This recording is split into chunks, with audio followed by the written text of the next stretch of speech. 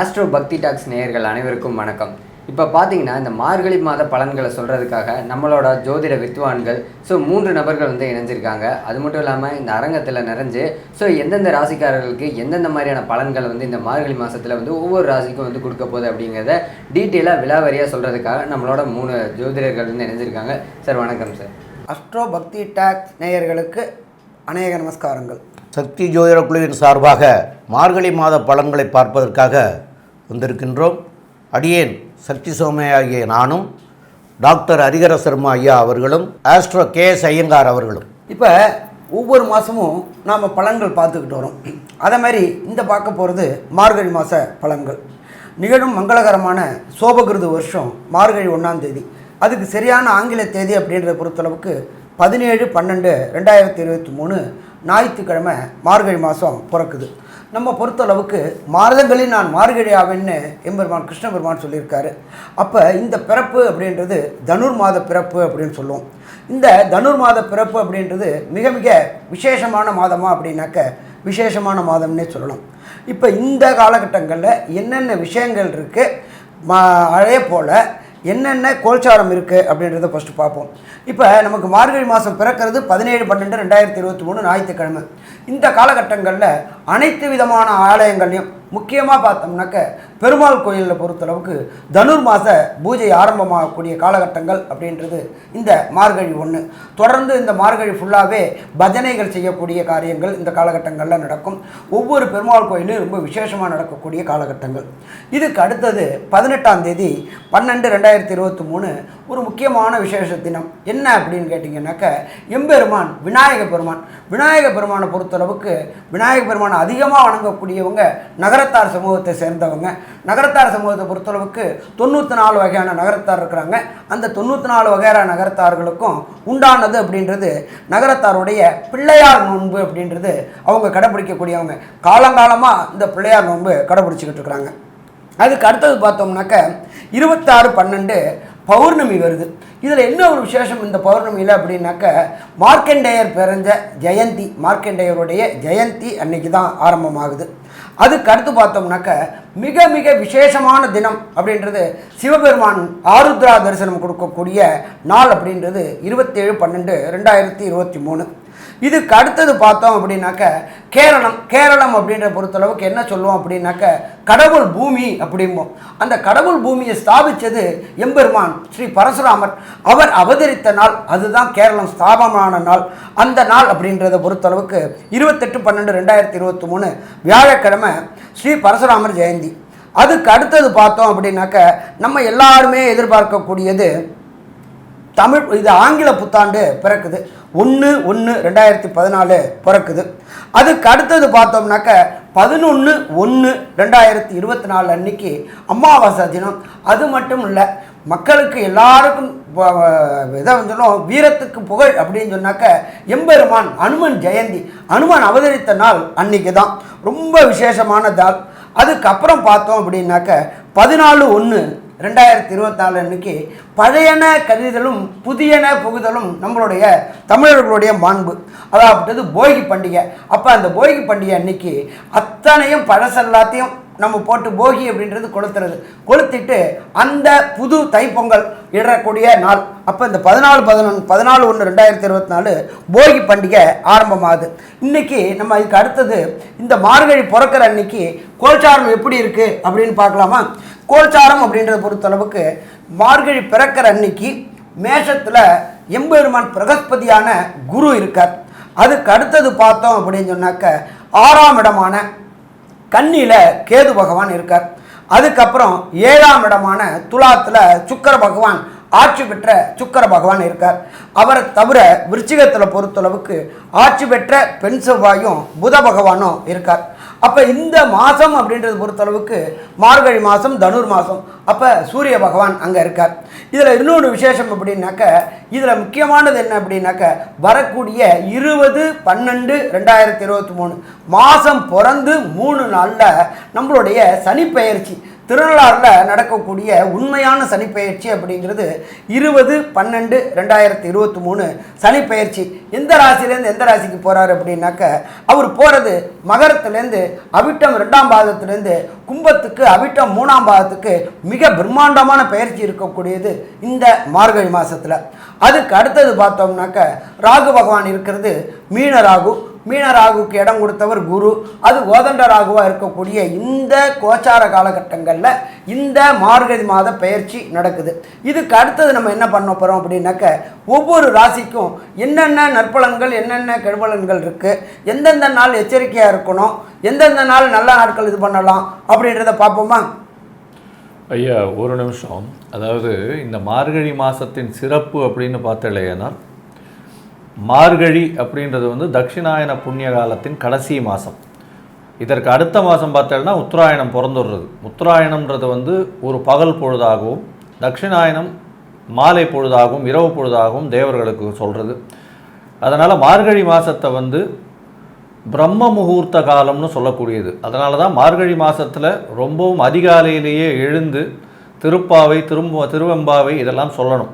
திருப்பாவை 30 நாளும் வந்து இந்த காலகட்டத்தில் சொல்கிறதன் மூலியமாக நல்ல ஒரு ஏற்றமான விஷயமாக இருக்கும். இதில் திருவெம்பாவைக்குன்னு வந்து இந்த ஆருத்ரா தரிசனம் வரும் இந்த மாதம். அதிலிருந்து முன்னாடி 9 நாளைக்கு முன்னாடியிலேருந்து விரதம் ஆரம்பிச்சிருவா திருவெம்பாவைக்கு. இதுவும் வந்து கன்னியாஸ்திரீகள் பண்ணக்கூடியது ஒரு பெரிய விசேஷமாக, சுமங்கலிகள் பண்ணக்கூடியதும் பெரிய விசேஷமாக இருக்கக்கூடிய நாளாக இந்த மார்கழி மாதம் அமையிறது. அனைவருக்கும் ஹரிஹர சர்மாவின் பணிவான நமஸ்காரங்கள். நாம் பார்த்துக்கிட்டு இருக்கிறது இப்போ மார்கழி மாதத்து உண்டான பலன்களை பார்த்துக்கிட்டு இருக்கிறோம். காலபுருஷ தத்துவத்துப்படி 6வது ராசியாக வருது கன்னியா ராசி. இந்த கன்னியா ராசியுடைய அதிபதி புத பகவான். சரி, இப்போ இது மார்கழி மாதத்தில் இவங்களுக்கு என்னென்ன பலன்கள் நற்பலன்கள் இருக்கும் அப்படின்றத ஃபஸ்ட்டு பார்ப்போம். ஃபஸ்ட்டு பேசிக்கு ராசியில் கேது இருக்கார். கேது இருக்கிறது நல்லதா அப்படின்னாக்க கண்டிப்பாக நல்லதில்லை. கேதுவை பொறுத்தளவுக்கு நுண் கிருமிகள் அப்படின்னு சொல்லுவோம். அப்போ இந்த காலகட்டங்களில் இந்த கன்னியாராசியை சேர்ந்த அன்பர்கள் மிக மிக எச்சரிக்கையாக வெளியில் பண்ட பதார்த்தம் வாங்கி சாப்பிட்றது, ஹோட்டலில் சாப்பிட்றது இதெல்லாம் தவிர்த்துட்டோம் அப்படின்னு சொன்னாலே பாதி பிரச்சனையை தவிர்க்க முடியுமா? தவிர்க்க முடியும். அதை தவிர 3ஆம் இடம் அப்படின்றது கம்யூனிகேஷன் பாவம். கம்யூனிகேஷன் பாவத்தில் உங்களுடைய ராசி அதிபதியும் செவ்வாயும் சேர்ந்திருக்கார். நீங்கள் சொல்லக்கூடியது அத்தனையுமே எதிர்பாலத்திலாலும் சரி எதிரில் உள்ளவங்களாலையும் தவறுதலாக புரிந்து கொள்ளக்கூடிய வாய்ப்புகள் மிக மிக அதிகம். அப்போ இந்த காலகட்டங்களில் யார்கிட்டையும் வாக்குறுதி கொடுக்கறது, வாதம் பண்ணுறது, விதாண்டவாதம் பண்ணுறது இது எல்லாம் பண்ணினோம்னாக்க நமக்கு தான் கேடுபடக்கூடிய வாய்ப்புகள் உண்டாகும். இதை தவிர 4ஆம் இடமான சுகஸ்தானத்தில் உங்களுடைய 12ஆம் அதிபதியான சூரியன் இருக்கார். அம்மாவோட உடலில் கொஞ்சம் எச்சரிக்கையாக இருக்கிறது மிக சிறப்பாக இருக்கும். எனக்கு உஷ்ண சம்பந்தப்பட்ட உபாதைகள் வரக்கூடிய வாய்ப்புகள் உண்டாகுமா? வாய்ப்புகள் உண்டாகும்.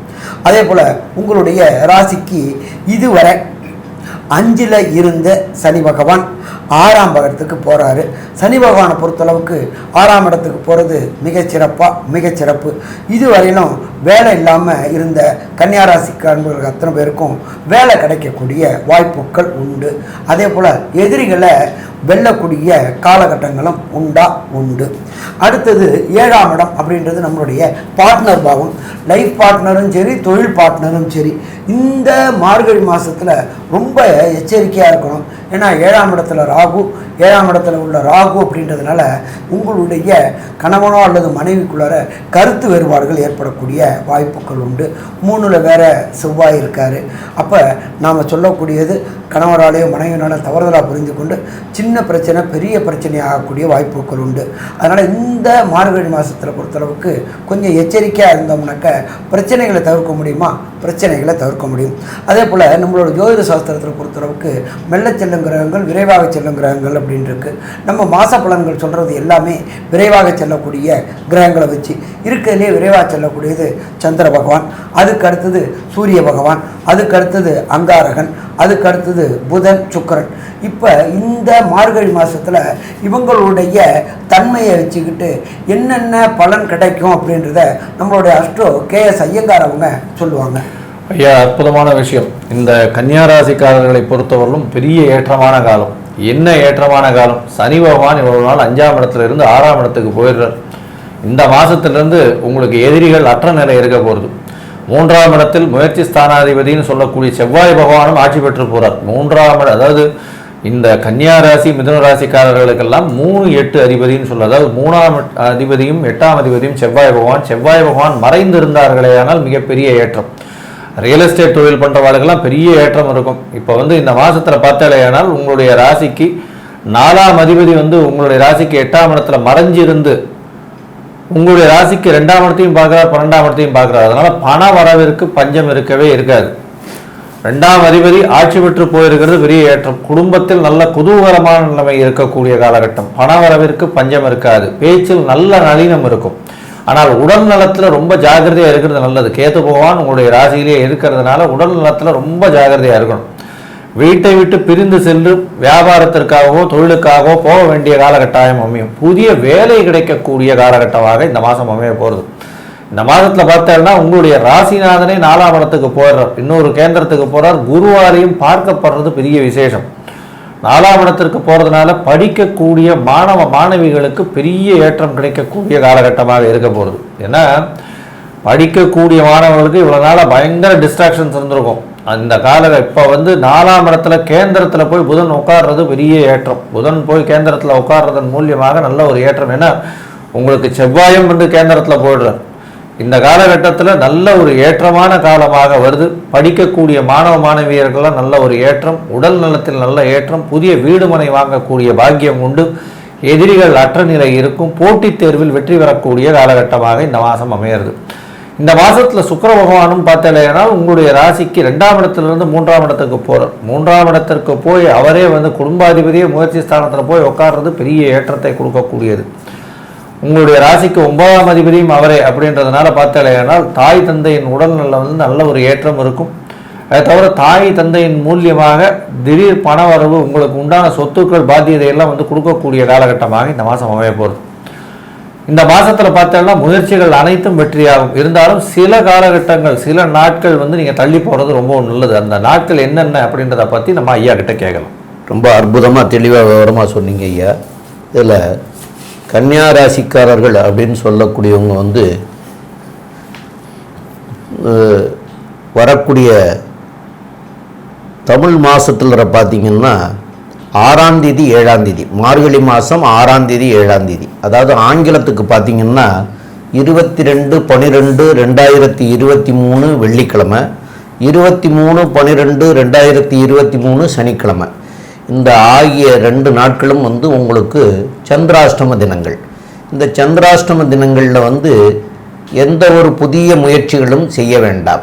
ரொட்டீன் ஒர்க்குகளை மாத்திரம் செய்துட்டு போகலாம். புதிய முயற்சிகள் செய்தீங்கன்னா அதனால் தடங்கள் ஏற்படும், தடைகள் வரும், வீணான பிரச்சனைகள் வரும். அதனால் அதுகளை செய்யாமல் இருக்கிறது நல்லது. அதுபோலவே வெளியூர் வெளிநாடு பயணங்கள் செய்யாமல் இருக்கிறதும் சால சிறந்ததாக இருக்கும்.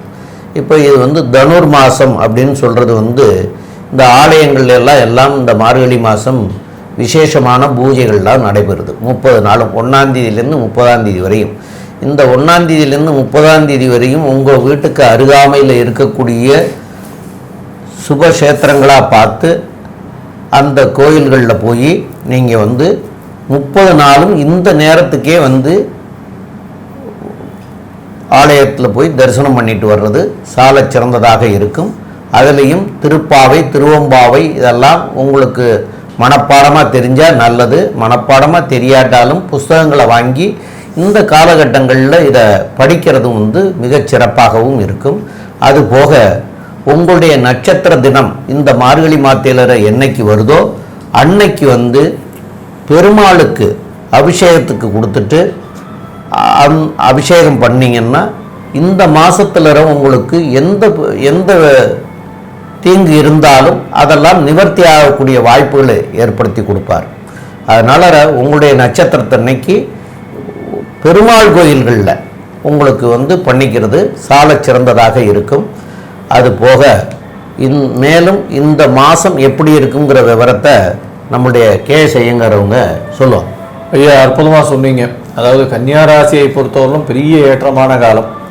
அவர்களுக்கு சனி பெயர்ச்சி வர்றது பெரிய ஏற்றம், புதிய வேலை கிடைக்கும், எதிரிகள் அற்ற நிலை இருக்கும், போட்டித் தேர்வில் வெற்றி பெறக்கூடிய வாய்ப்பு உண்டு, படிக்கக்கூடிய குழந்தைகளுக்கு எல்லாமே ஏற்றம். குடும்பத்தில் நல்ல ஒரு நிகழ்ச்சி நல்லபடியாக சுபகாரியங்கள் நடக்கும். பணவரவிற்கு தட்டுப்பாடு இருக்கக்கூடிய வாய்ப்பு இல்லை. ஷார்ட் ட்ரிப்பு வெளிநாடு போயிட்டு வரக்கூடிய பாக்கியம் உண்டு. பார்ட்னர்ஷிப் பிஸ்னஸில், அதுவும் மற்ற மதத்தினரோடு செய்யக்கூடிய பார்ட்னர்ஷிப் பிஸ்னஸில் பெரிய ஏற்றம் கிடைக்கக்கூடிய காலகட்டம். மறைந்த இடத்திலிருந்து பொருள் வரும்.